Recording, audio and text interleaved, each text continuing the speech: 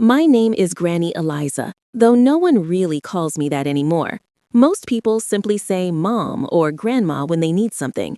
But long before anyone needed me, before I became the quiet figure in family photographs, I was just Eliza, someone who loved winter mornings, cinnamon tea, and the soft hush of falling snow. That Christmas morning started like any other. Snow pressed against the windows of my small wooden cottage, covering the world outside in a peaceful white blanket. I had just finished stirring a pot of cinnamon tea when my phone buzzed on the counter. The sound startled me. No one usually texted me this early. I wiped my hands and picked up the phone. A message from Maggie. "We're celebrating Christmas at my mom's this year. You don't need to come." 16 words. No hi, no explanation, just a flat declaration that I was unnecessary. I stood there for a long moment, staring at the glowing screen. The tea in my pot kept boiling, but I didn't move to turn it off. My fingers trembled slightly, not from anger, but from a deep, sinking ache. The kind that only comes when the people you love forget the shape of your heart. There's a kind of pain older people don't talk about. The pain of becoming invisible in a world you raised. A world you held together through sickness, late-night fevers, broken hearts, and school projects finished at midnight. And suddenly, you're an afterthought. I put the phone down gently because slamming it felt like admitting I was hurt. Instead, I walked to the fireplace, sat in Walter's old chair, and let the quiet swallow me. Walter. If he were here, he would have chuckled at the absurdity of it. He always said life had a strange way of circling back, of showing people what they refused to see. Before he died, Walter had spent years building a family reserve fund, money he saved from every job, every investment, every sacrifice we ever made. And before he left this world, he made me the trustee, the only trustee. "Eliza," he had said, holding my hands with his warm fingers, "if the house ever grows cold, keep the warmth safe. Don't let anyone take it from you." At the time, I didn't understand what he meant. But that morning, standing alone with that cold message on my phone, his words echoed with painful clarity. I walked to my small desk in the corner of the room, opened the drawer, and pulled out Walter's old notebook. Inside it was the number for the bank, the instructions, the permissions. My hand didn't shake this time. I called the bank and froze the entire family reserve fund. Not out of revenge, not to punish anyone, but out of something I had forgotten how to practice: self-respect. When the call ended, the cottage felt lighter, warmer, as if Walter himself had leaned in and whispered, "Good girl." I didn't cry, I didn't smile, I simply breathed. Then another thought crept into my mind, sharp, brave, and wildly unfamiliar. If my family didn't need me at their Christmas table, maybe the world did. Maybe life wasn't finished with me yet. I sat at my laptop and typed slowly, carefully. Winter holiday trips for seniors. Dozens of pictures flashed across the screen, cities glowing with Christmas lights, snowy mountains, river cruises.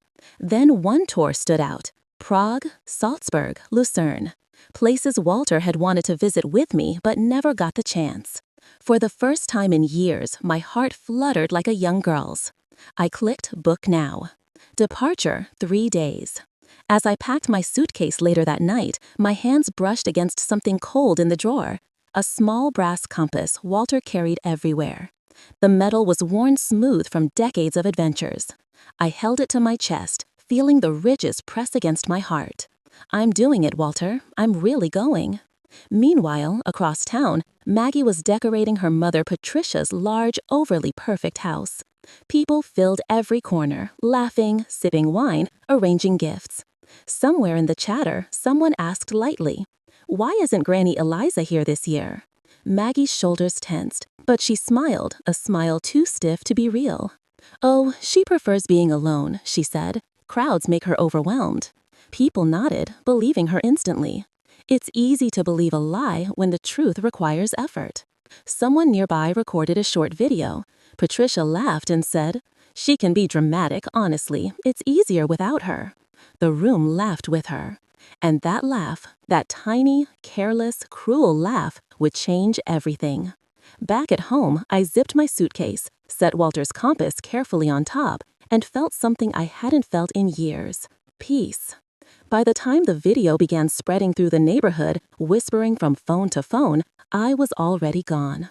The next morning, I boarded the plane, watching familiar landscapes shrink beneath the clouds until they disappeared completely. In Prague, everything felt like a dream. The air was crisp and clean, filled with the smell of roasted chestnuts and fresh snow. Lanterns glowed like floating fireflies over cobblestone streets. A violinist played near the Charles Bridge, his music drifting through the icy air like a story whispered by someone long gone. For the first time since Walter's death, I felt alive. Back home, Daniel was making coffee when his phone buzzed. A message from Mrs. Clayton, our old neighbor. "Saw this video. Is this really how they talk about your mother?" Daniel frowned and opened the clip. Laughter, music, Patricia's voice saying, "It's easier without her." And Maggie, my own daughter-in-law, laughing along. Daniel's face drained of color. He replayed the video. Twice, 3 times. Each time, guilt crashed harder against him. He grabbed his keys and drove straight to my cottage. When he saw it dark and empty, suitcase gone, brochures scattered on the table, his breath caught. He whispered into the empty room, "Mom, what have we done?" Maggie, meanwhile, was spiraling into panic. Her phone was overflowing with criticism, judgment, angry comments. People who once admired her were now calling her ungrateful, disrespectful, selfish. Terrified, she rushed to the bank. The banker said, "The reserve fund is frozen," he said gently. She blinked. "Frozen? But we rely on that money." "I'm sorry," he said. "Only the trustee can authorize changes." Only me. For the first time, Maggie understood the weight of her choices, the distance she had created, the pain she had ignored. Far away, I was strolling across the Charles Bridge when my phone buzzed. Daniel's name flashed on the screen. I debated ignoring it, but answered. His voice was trembling. "Mom, I saw the video. I'm so sorry. I should have defended you. I should have been there. I failed you." I didn't try to soften his guilt. "You should have been there," I said quietly. "Please come home," he whispered. "I will," I said, "when I'm ready." 2 days later, as I watched swans glide across a silver river, I heard footsteps pounding behind me and a breathless voice. "Grandma!" I turned. It was Ethan, my grandson. His cheeks were pink from the cold, his eyes red from crying. "Dad told me everything," he said. "I couldn't let you be alone. You were always there for me. Now it's my turn." Something in me cracked, something lonely, old, and fragile, and warmth poured through the open space. We flew home together, not because I had to return, but because I finally felt seen again. When we reached my cottage, Maggie stood on the porch. Her hands trembled, her face blotched with tears. "I'm so sorry," she whispered. "I let jealousy change me. I lied. I hurt you. I don't want to be that person anymore." Behind her, Patricia stepped forward, her voice shaking. "I taught her to compare. I shouldn't have. I'm sorry too." I didn't respond with, "It's okay," because it wasn't. Instead, I said softly, "You can grow from this." Because forgiveness doesn't always mean forgetting. Sometimes forgiveness is simply choosing to stop carrying the weight. Weeks later, when respect and boundaries were rebuilt, I unfroze the fund. And every Christmas afterward, they saved the warmest chair for me, right in the center, where I always belonged. But if you think that was the end, you should hear what happened the following New Year's Eve. Families change slowly, and mine was only getting started. New Year's Eve arrived quietly that year, with the kind of cold that settles deep into your bones. I had been home for almost 3 weeks, and though things had softened between us, the tension still hummed under the surface, subtle, fragile, like ice just beginning to crack under someone's step. That morning, I stood by my kitchen window watching snowflakes drift lazily through the air. The house was warm, filled with the smell of cinnamon again, but it wasn't the same warmth as before. It felt newer, earned, carefully rebuilt, piece by delicate piece. I was just setting another log into the fireplace when I heard a knock. Not a soft, polite knock, a rapid, frantic one. When I opened the door, Ethan stood there, bundled in a coat, snowflakes buried in his hair. "Grandma," he said, breathless, "they need you." I blanked. What happened? "It's Dad and Maggie. They're fighting again, and this time it's really bad." I felt something tighten in my chest. Not fear, not irritation, but an old, familiar instinct. The instinct of a woman who had spent half her life smoothing storms inside a house that never realized how much she held together. "Let me get my coat," I said quietly. When we arrived, the house was filled with the muffled sounds of shouting, not the dramatic, explosive kind, the low, frustrated, exhausted kind, arguments that have fermented for years and finally spill over. I paused in the hallway. I didn't want to walk into another family disaster, not after everything that had happened, but Ethan touched my arm gently. "They listen to you," he whispered. I almost laughed. "Do they?" "You're the only one they truly listen to," he said softly. So I stepped inside. Daniel and Maggie were in the kitchen, facing each other like two walls that had been pushed too close for too long. Their words tangled in the air, accusations, misunderstandings, old wounds reopening. "You embarrassed us," Maggie snapped. "Everyone at the party judged us because of that video." Daniel slammed his hand on the counter. "You embarrassed yourself. You made Mom look like she was nothing." I closed the door behind me, and both of them froze.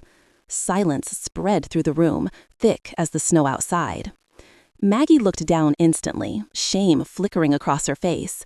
Daniel swallowed hard and rubbed the back of his neck. I walked slowly toward them, feeling every year of my age, but none of its weakness. "You're still fighting about me?" I said softly. Neither answered. "Children," I said, "families fall apart when pride speaks louder than love." Daniel looked at me with guilt clouding his eyes. "Mom, she—" I raised a hand, stopping him.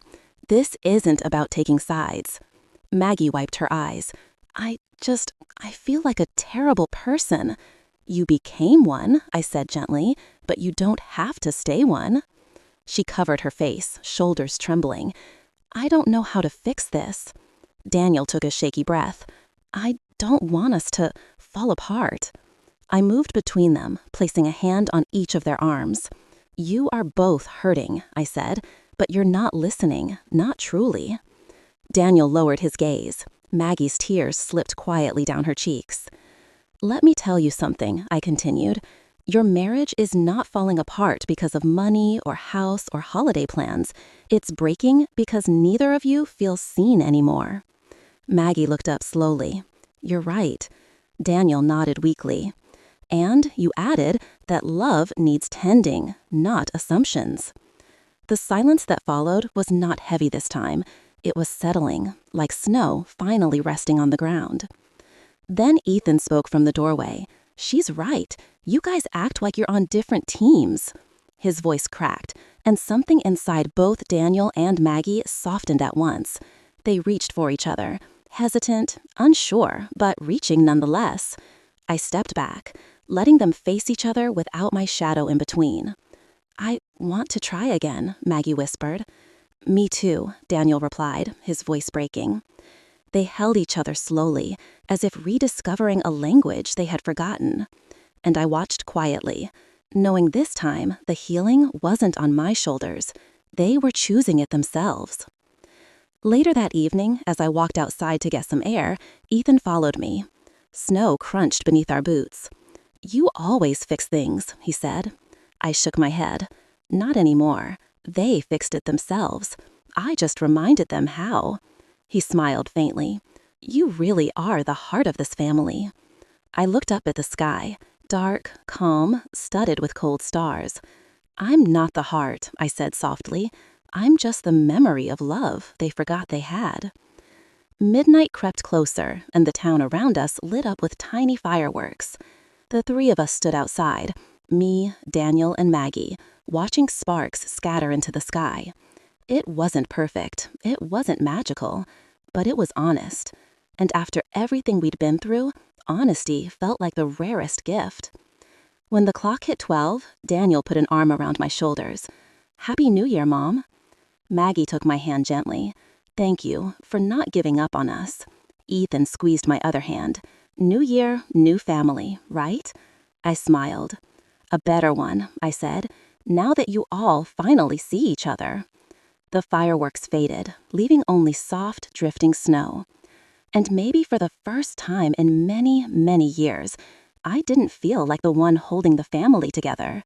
I felt like someone they wanted by their side, and that was enough.